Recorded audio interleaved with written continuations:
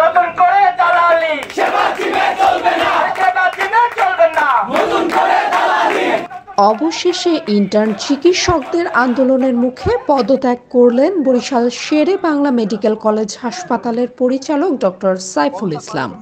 রোববার সকালে শিক্ষার্থীদের চাপের মুখে তিনি পদত্যাগ করতে বাধ্য হন।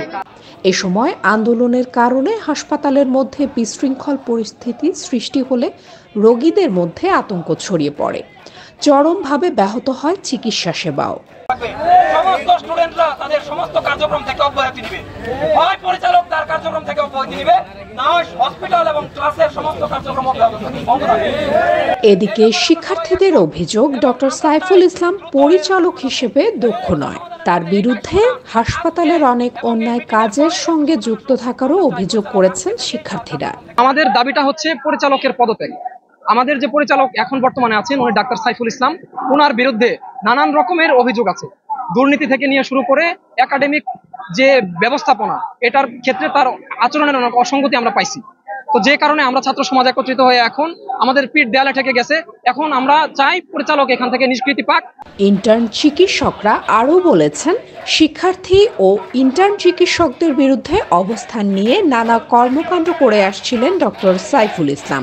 এছাড়া গত ৩ আগস্ট বৈষম্য বিরোধী ছাত্র আন্দোলনের বিরুদ্ধে আওয়ামী লীগের পক্ষ নিয়ে শান্তি সমাবেশ করেছেন তিনি।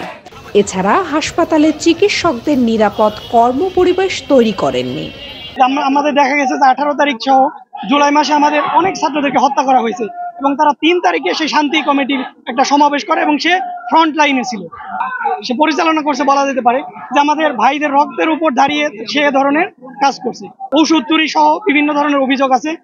কিছুদিন আগে আমাদের এক আপুকে মারধর করা হয়েছে, হেনস্থা করা হয়েছে, সে বিষয়ে সে কোনো পদক্ষেপ নিতে পারেনি এবং নিরাপত্তার কোনো পদক্ষেপ সে নিতে পারেনি এবং তার বিরুদ্ধে আরো বিভিন্ন ধরনের অভিযোগ আছে এবং তার প্রমাণপত্র আমাদের কাছে আছে।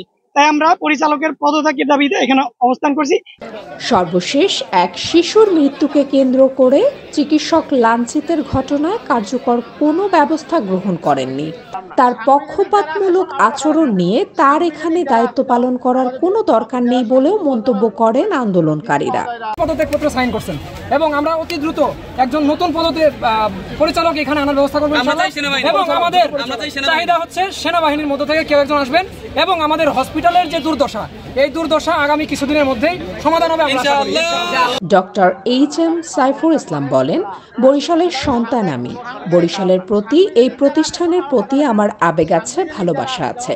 তবে এখন থেকে পরিচালকের পদে আমি আর থাকবো না। এই যে সাংবিধানিক পদগুলো পদত্যাগ করতে পারে, আমরা কখনো সরকার আবার পদ বলবো